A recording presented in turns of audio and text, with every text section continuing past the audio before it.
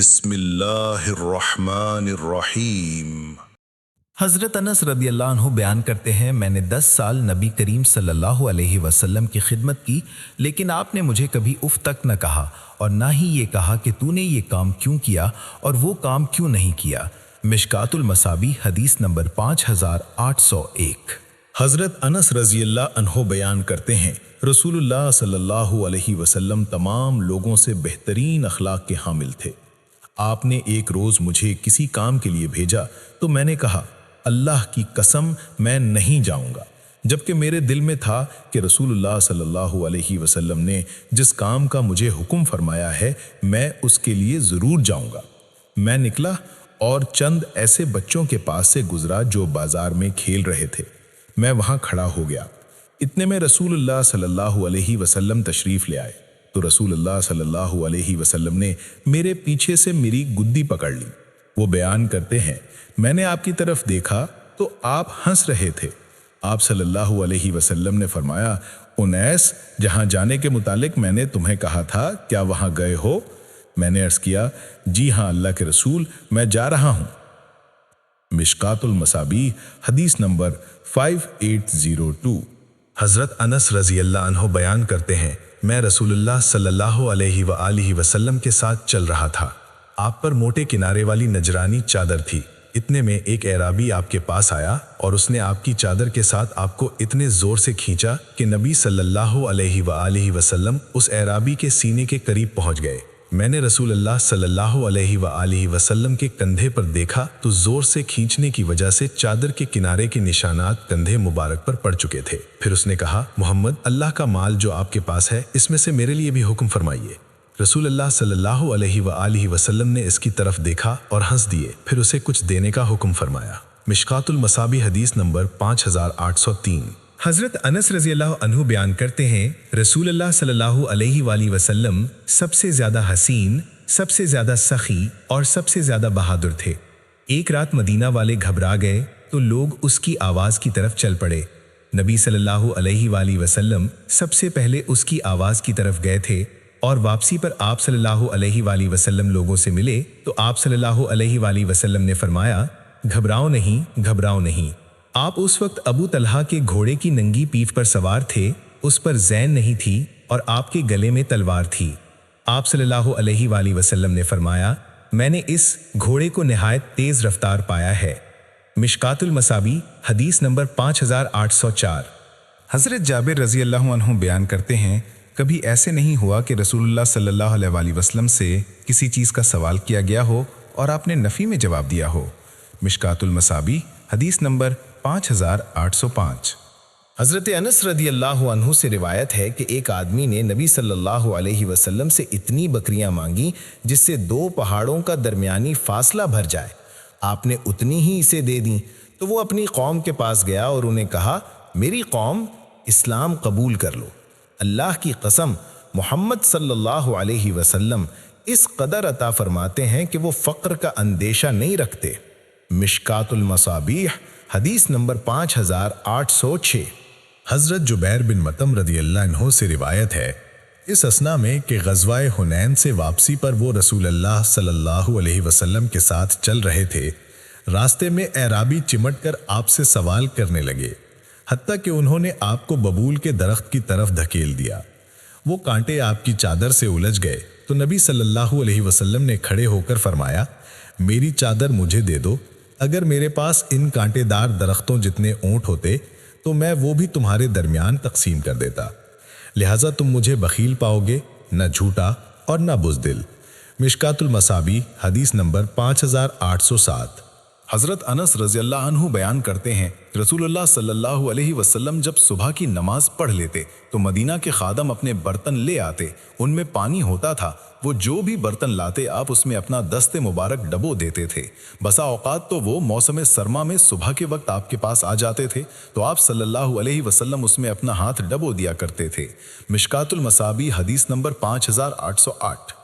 حضرت انس رضی اللہ عنہ بیان کرتے ہیں، مدینے والوں کی لونڈیوں میں کوئی بھی لونڈی وہ رسول اللہ صلی اللہ علیہ وسلم کا ہاتھ پکڑتی اور وہ جہاں چاہتی آپ کو لے جاتی تھی۔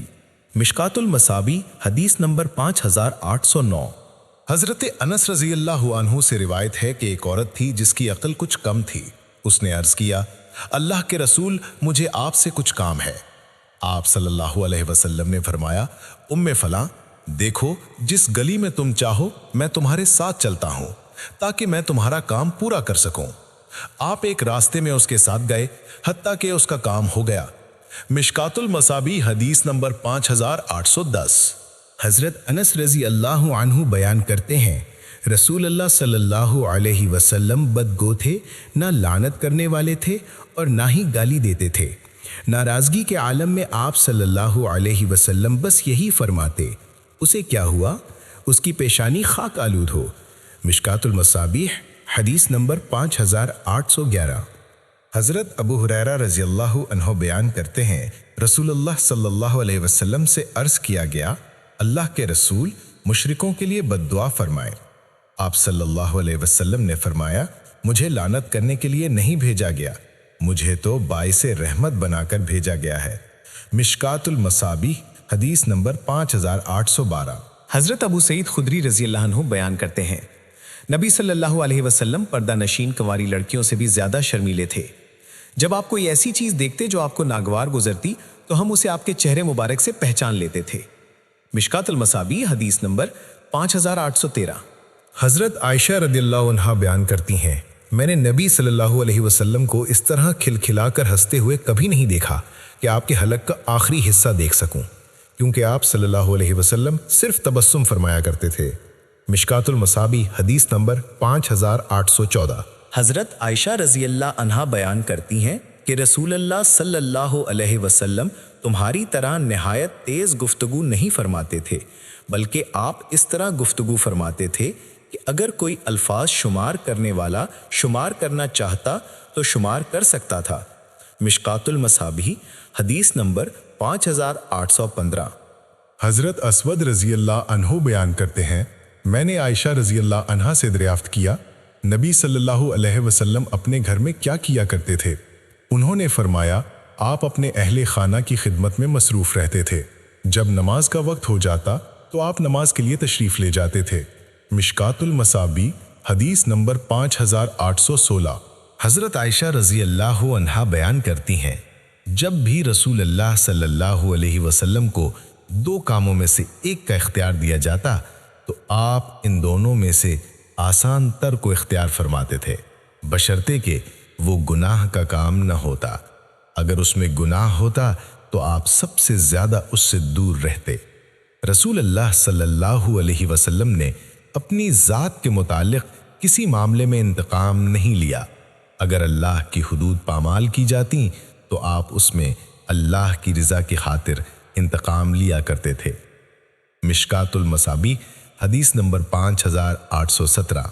حضرت عائشہ رضی اللہ عنہا بیان کرتی ہیں، رسول اللہ صلی اللہ علیہ وسلم نے اللہ کی راہ میں جہاد کرنے کے علاوہ اپنے ہاتھ سے کسی چیز کو مارا نہ، کسی خادم کو اور نہ ہی کسی عورت کو، اور اگر آپ کو کسی کی طرف سے کوئی تکلیف پہنچتی تو آپ اس تکلیف پہنچانے والے سے انتقام نہیں لیتے تھے۔ آپ صرف اس صورت میں انتقام لیتے تھے جب اللہ کی حدود پامال ہوتی ہوں، اور وہ انتقام بھی محض اللہ کی رضا کی خاطر ہی لیتے تھے۔ مشکات المصابیح حدیث نمبر 5818۔ حضرت انس رضی اللہ عنہ بیان کرتے ہیں، میں 8 برس کی عمر میں رسول اللہ صلی اللہ علیہ وسلم کی خدمت کے لیے حاضر ہوا اور 10 سال آپ کی خدمت کی۔ آپ نے اس عرصے میں میرے ہاتھوں ہونے والے کسی نقصان پر مجھے ملامت نہیں کی۔ اگر آپ کے اہل خانہ میں سے کوئی مجھے ملامت کرتا تو آپ صلی اللہ علیہ وسلم فرماتے، اسے چھوڑ دو، کیونکہ جو تقدیر میں لکھ دیا گیا ہے وہ ہو کر رہتا ہے۔ یہ الفاظ حدیث مصابیح کے ہیں اور امام بہقی نے کچھ تبدیلی کے ساتھ شعب الایمان میں روایت کیا ہے۔ مشکات المصابیح حدیث نمبر 5819۔ حضرت عائشہ رضی اللہ عنہا بیان کرتی ہیں، رسول اللہ صلی اللہ علیہ وسلم طبعاً فوشگو تھے، نہ تکلفاً فوشگو تھے۔ آپ بازاروں میں شور و غل کرتے تھے، نہ برائی کا بدلہ برائی سے دیتے تھے، بلکہ آپ صلی اللہ علیہ وسلم درگزر فرماتے تھے اور معاف فرما دیتے تھے۔ مشکات المصابیح حدیث نمبر 5820۔ حضرت عائشہ رضی اللہ عنہا بیان کرتی ہیں رسول اللہ صلی اللہ علیہ وآلہ وسلم اپنا جوتا مرمت کرتے تھے، اپنا کپڑا خود سی لیتے تھے اور اپنے گھر میں تمہاری طرح ہی کام کرتے تھے، اور انہوں نے فرمایا آپ بھی ایک انسان تھے، آپ اپنے کپڑے میں جوئیں دیکھ لیا کرتے تھے، اپنی بکری کا دودھ خود دھوتے تھے اور اپنے ذاتی کام خود کیا کرتے تھے۔ مشکات المصابیح حدیث نمبر 5822۔ حضرت انس رضی اللہ عنہ سے روایت ہے کہ رسول اللہ صلی اللہ علیہ وسلم اپنی ذات کے لیے کسی چیز کا ذخیرہ نہیں کیا کرتے تھے۔ مشکات المصابیح حدیث نمبر 5825۔